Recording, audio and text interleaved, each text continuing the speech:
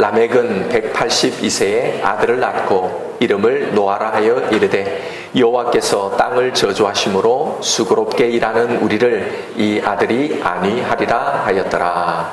아멘. 지난 시간에 우리는 에녹의 동행에 대해서 살펴봤는데요. 오늘은 5장 족보에 나오는 또 다른 특별한 한 사람 노아에 대해서 살펴보려고 합니다. 오늘 본문은 노아의 출생에 관한 이야기인데요. 라멕은 아들을 낳고는 그 이름을 노아라 부르는데 이 노아라는 이름의 뜻은요, 안위, 위로라는 뜻입니다.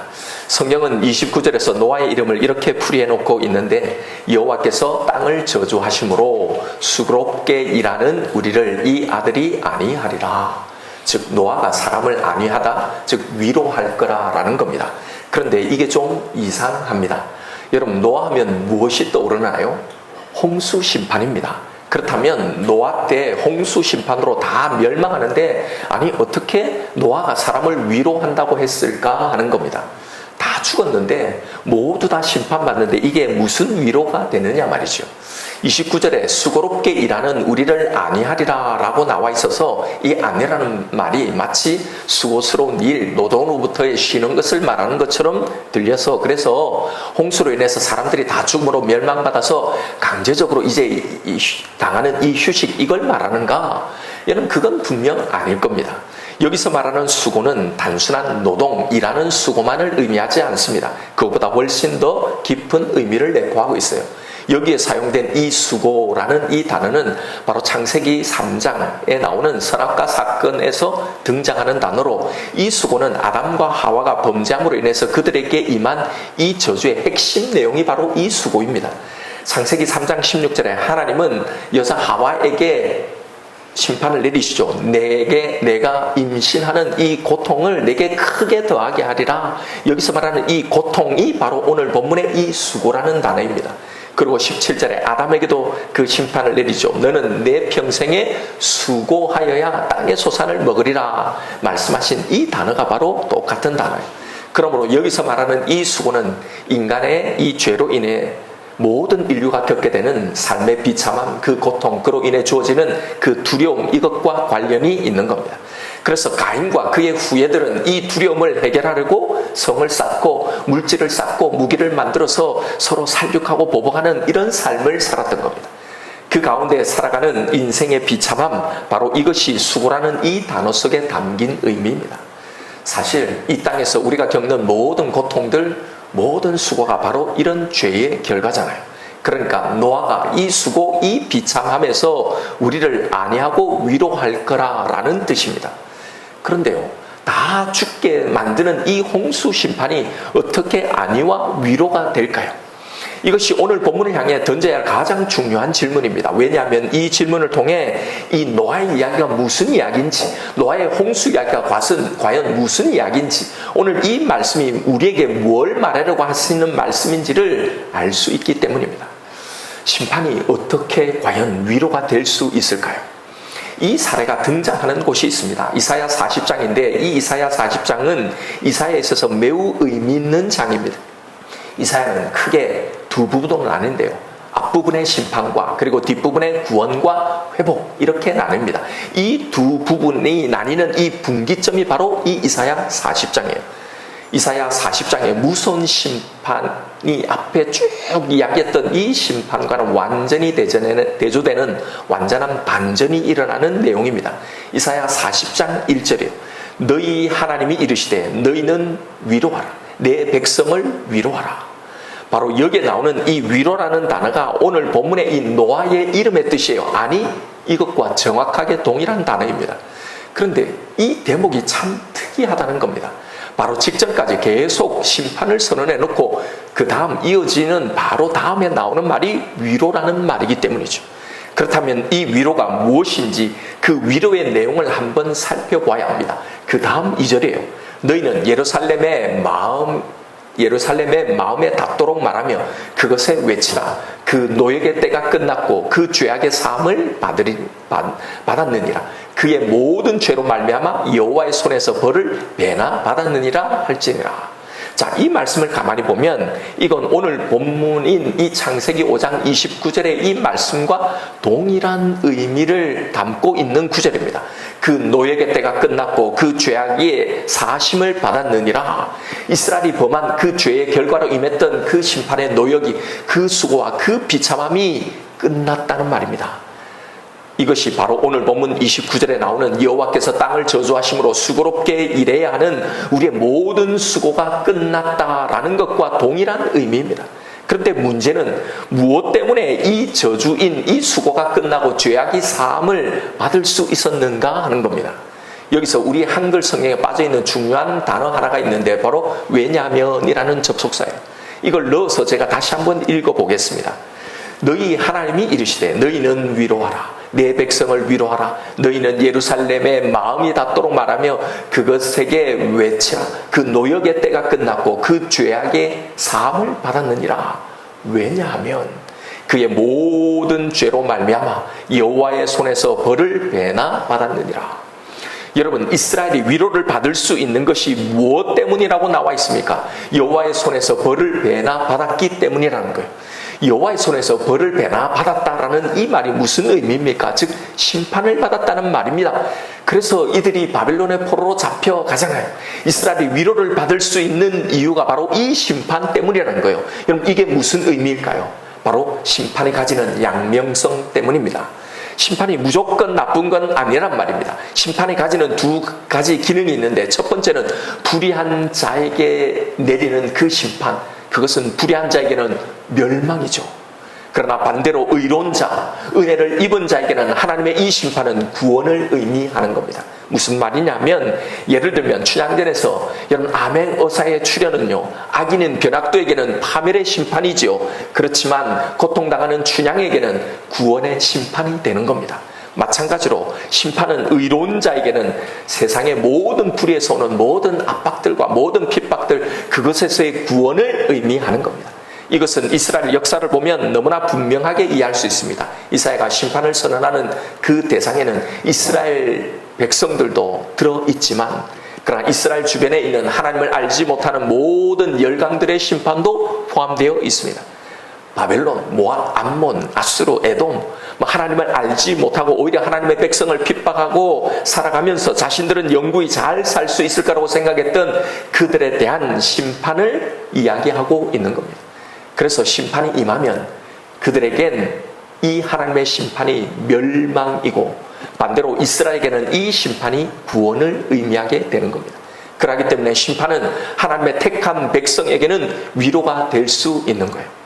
그런데 곰곰이 생각해 보면 이 심판 자체가, 이것 자체가 위로가 되는 건 아닙니다. 왜냐하면 앞 전반부에서 이사야가 고발한 이 핵심 내용은 선민인 이스라엘도 사실은 심판받아 멸망당할 이 이방 나라들과 아무런 차이가 없다는 거였잖아요.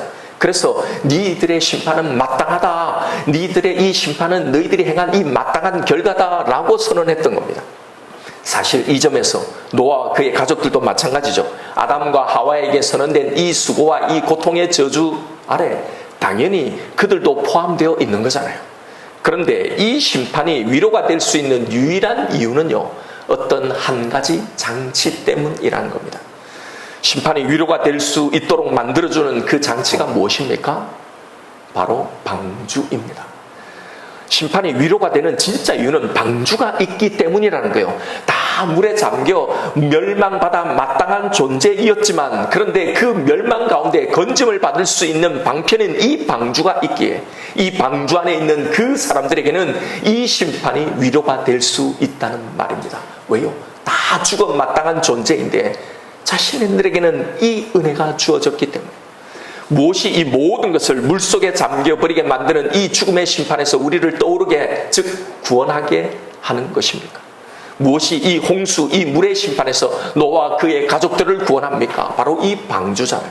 이 방주를 신약에서 뭐라고 해석합니까? 바로 예수 그리스도라고 해석하는 거예요. 바로 이 노아의 이야기, 이 안위와 위로의 이야기, 이 홍수 이야기는 바로 이걸 우리에게 전달하고 있는 겁니다.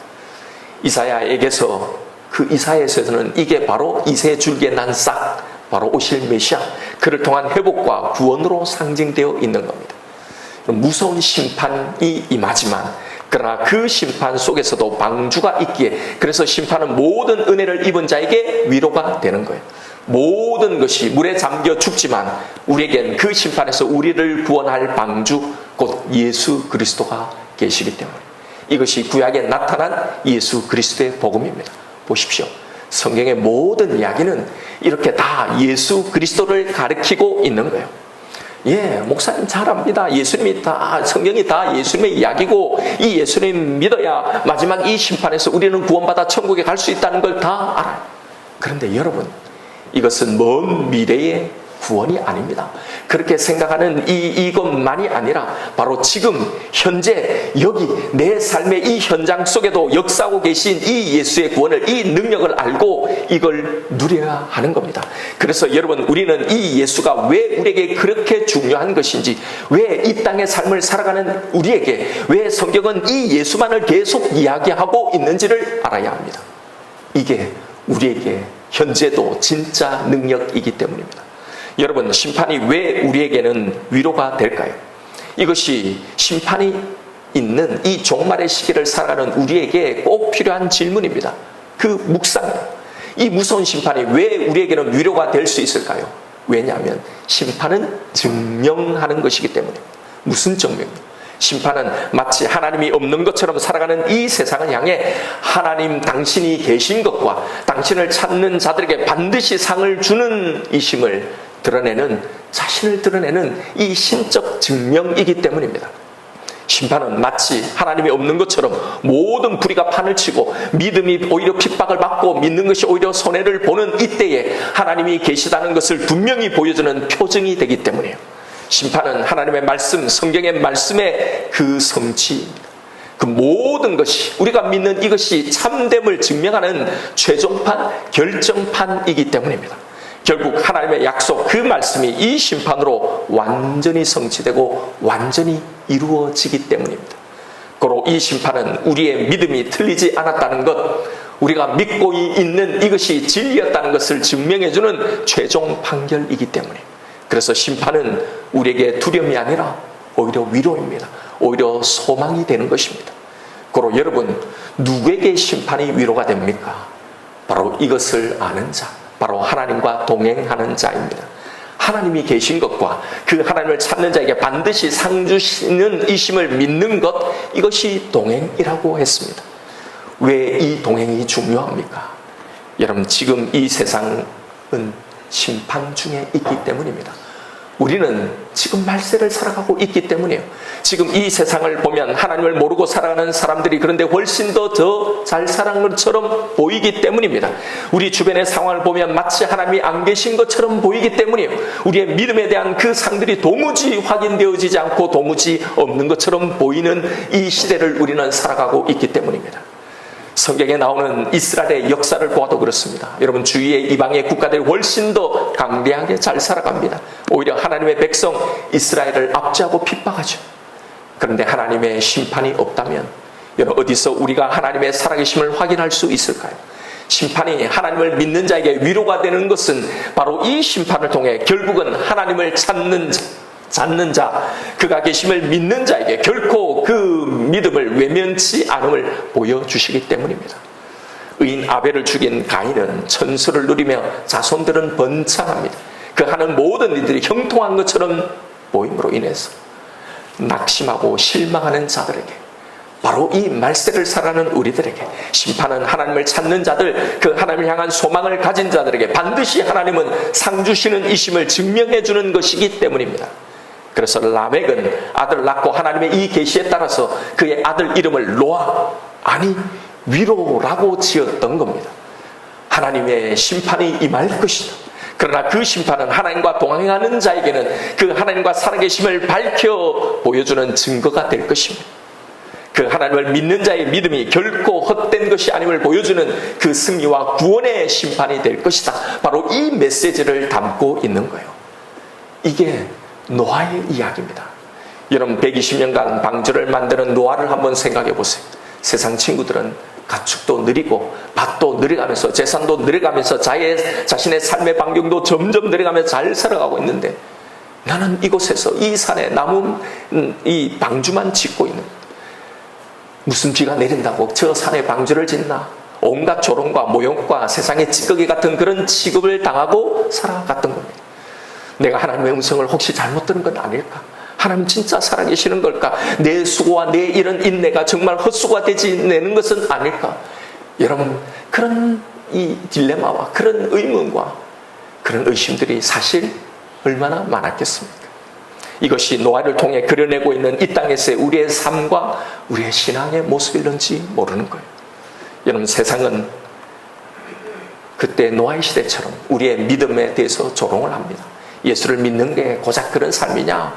오히려 세상의 친구들 믿지 않는 가족들이 훨씬 더 잘 나갑니다. 때로는 우리 자신조차도 흔들리기도 합니다. 여러분, 바로 이것이 지금 심판받고 있는 이 말세 시대, 이 시대를 살아가는 우리의 삶의 현장이란 말입니다. 그러나 여러분 기억하십시오. 하나님은 살아계시고 그를 찾는 자에게 반드시 상 주시는 분이십니다. 우리의 믿음이 참이라는 것이 분명하게 드러나게 될 겁니다. 하나님은 이 세상의 모든 불신을 심판하러 오십니다. 예수 외에는 구원이 없음이 만천하에 증명되게 될 것입니다. 그래서 이 말씀을 참으로 믿는 우리는 우리의 죽음도 우리의 종말의 이 심판도 두렵지가 않는 거예요. 왜요? 우리는 이미 예수 그리스도 그 방주 안에 있기 때문입니다. 내 의가 아닙니다. 여러분, 온몸에 아무리 무거운 쇳덩이를 아무리 많이 쥐고 있어도요, 방주 안에 있으면 물에 절대 가라앉지 않잖아요. 이처럼 우리의 죄가 아무리 많을지라도 우리는 절대로 멸망으로 가라앉지 않습니다. 바로 이 방주가 우리에게 안위가 되고 위로가 되고 소망이 되는 겁니다. 그런데 예수님은 종말의 재림의 심판뿐만 아니라 지금 내 삶 속에도 심판주로 와 계시는 겁니다. 모든 세상의 비아냥거림을, 믿음에 대한 모욕과 멸시를 심판하러 오십니다. 내 믿음이, 너의 믿음이 옳았다, 너의 믿음의 결정이 옳았다고 말씀해 주실 겁니다. 여러분, 예수를 믿는다는 게 무엇일까요? 이 방주이신 예수 그리스도 안에 거하며 그분이 주시는 이 위로, 이 안위를 경험한다는 게 무엇을 말할까요? 예수 그리스도를 끝까지 의지하는 겁니다. 끝까지요. 그래서 지금 이 시대가 심판의 시대고 종말의 시대라고 말하는 겁니다. 그래서 끝까지여야 하는 겁니다. 하나님의 일하심을 끝까지 믿어야 하는 겁니다. 이 땅의 삶이 우리를 속이는 것 같을지라도 지금 당장의 내 믿음의 결단에 대한 그 열매가, 그 상이 보이지 않는다 할지라도 하나님은 일하고 계심을 끝까지 신뢰하는 겁니다. 그리고 그 하나님은 이 모든 것을 심판하신다. 내 믿음이 옳다고 세상이 이 거짓이었다고 심판하실 그때가 온다는 이 사실을 끝까지 붙들며 살아가는 겁니다. 이것이 방주 안에 거하는 삶이고 이것이 우리가 누리고 살아야 할 예수 그리스도를 통한 이 안위, 위로라는 겁니다. 그래서 여러분, 우리에게 세상이 알 수도 줄 수도 없는 그 기쁨과 그 감사가 방주 안에 있는 자에게는 반드시 있는 겁니다. 그래서 주위의 반응과 그 환경에 지배를 받는 게 아니라 오히려 그것을 지배하고 그것을 통제하고 그것을 다스리며 나아가는 그 능력이 바로 그 안에 있는 겁니다. 왜요? 휘몰아치는 이 홍수의 소용돌이 속에 모두 다 그 세상의 힘에 다 빠져가지만 우리에게는 방주가 있기 때문입니다. 그런데 여러분에게는 이런 안위가 있습니까? 예수 그리스도 안에 있음으로 누리는 이 위로와 이 평안이 나에게 있는지를 한번 물어보십시오. 우리는 내 삶 가운데 일어나는 여러 가지 문제 때문에 사실은 너무나 분주합니다. 이 안위를 제대로 누리지 못합니다. 두려움에 휩싸여 살고 있는 겁니다. 그래서 내 힘으로, 내 능력으로 이걸 해결하려고 합니다. 가인처럼 성을 쌓고 재물을 쌓고 모든 나를 지켜줄 그런 것들을 쌓아갑니다. 이 세상의 거센 풍파에서 내 힘을 의지해서 살아가려고 방울부둥을 치는 겁니다. 그래서 아둥바둥 돈을 모으고 미래를 대비하고 미래를 위해서 뭔가를 준비하고 그것이 없으면 불안한 겁니다. 두려워하는 겁니다. 정작 방주 안에 누리는 평안이 우리 가운데 전무한 채 그렇게 살아갑니다. 예수를 통해 주시는 그 기쁨, 그 여유가 그 삶 속에 없는 겁니다. 여러분, 예수를 믿는 것 복잡한 것이 아닙니다. 내가 그 안에 있다면 그 방주가 주는 이 평안을 누리는 삶입니다.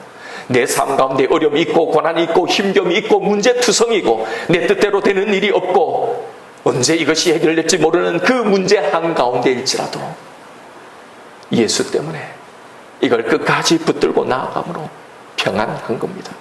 왜요? 방주 안에 있는 우리를 그것이 침몰하지 못한다는 걸 믿기 때문입니다. 그러니 그 안에서 발을 동동 구르며 두려워하지 않는 겁니다. 초조해하지 않는 겁니다. 불안해하지 않는 겁니다.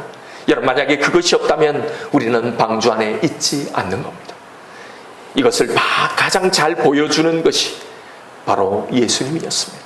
마태복음의 풍랑에 있는 이 갈릴리 호수강 가운데 그 배에 주무시는 그 예수님의 그 모습이 그려져 있습니다. 그런데 이 예수님과 함께 있음에도, 그 배에 예수님이 함께 있음에도 불구하고 이 파도가 자신을 삼키고 죽을 것 같은 이 두려움에 휩싸였던 이 제자들은 예수님이 누리신 그 평안을 예수님과 함께 있으며 전혀 누리지 못했던 겁니다. 바로 방주이신 예수님과 함께 있던 그들의 모습이 저와 여러분, 우리의 현재 모습이 아닌가 말입니다. 여러분, 현재 내 삶의 형편이 어떠하든지 우리가 예수 그리스도와 함께라면 우리는 평안을 누릴 수 있어야 합니다. 이것이 예수라는 이 방주 안에 들어있는 바로 그런 구원받은 자들의 삶입니다.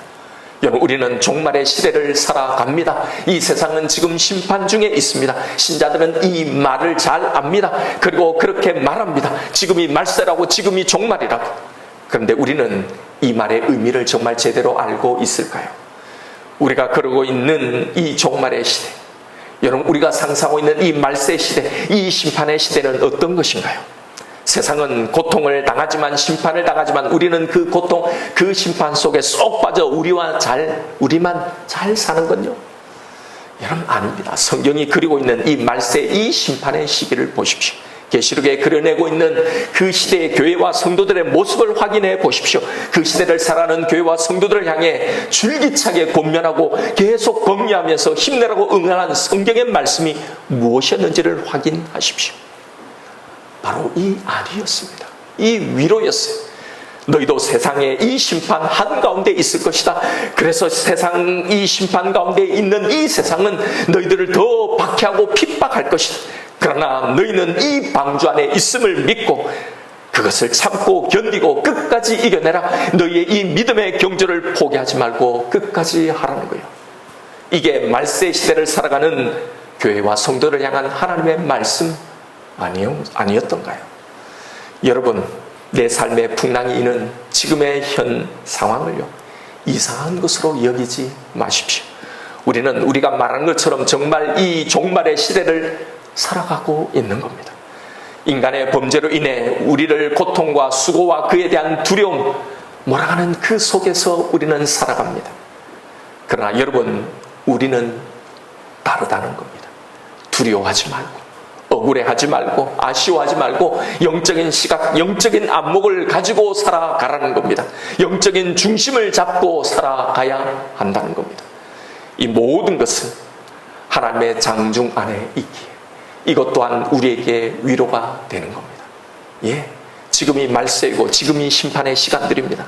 그러나 여러분, 두렵지 않는 것은 하나님의 심판 속에는 반드시 우리의 위로가 되는 방주가 있기 때문입니다. 아니, 이미 우리는 이 방주 안에 있다는 것을 믿으라는 겁니다. 믿음의 눈으로, 영적인 눈으로 여러분 모든 것을 바라보십시오. 현재 내 삶의 모든 것들을 해석해 내십시오. 세상의 판단에, 돌아가는 그 상황에 다른 것에 요동치지 말고요, 내가 해야 할 것, 하나님이 요구하시는 것에 집중하며 살아가십시오. 심판 속에서도 아니, 위로를 누리며 살아가는 겁니다. 바로 이거예요. 이것이 지금 우리가 집중해야 하는 삶입니다. 이것이 이 시대에 하나님과 동행하는 삶인 것입니다. 여러분, 우리는 지난번에 에녹의 동행을 살펴보았죠.